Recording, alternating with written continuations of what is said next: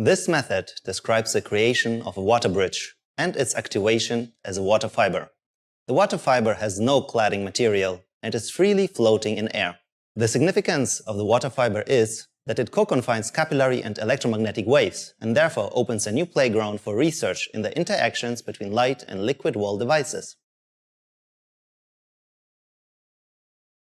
Obtain 2 PMMA plates to make the reservoirs. Cut each plate to the same size and drill cavities on one side of each in a triangular pattern. The cavities should be 7 mm in diameter and 8 mm deep. Glue connector magnets into all of the cavities in each plate.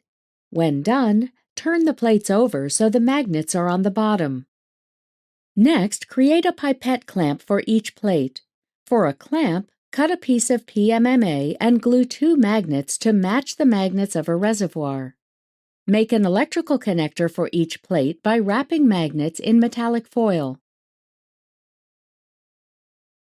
Thoroughly clean all areas and connectors on each reservoir with alcohol and deionized water.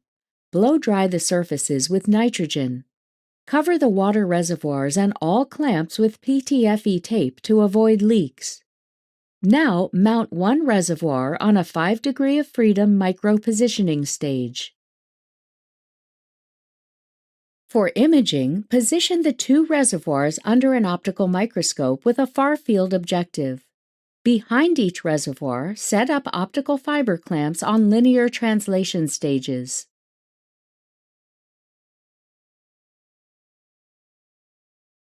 Get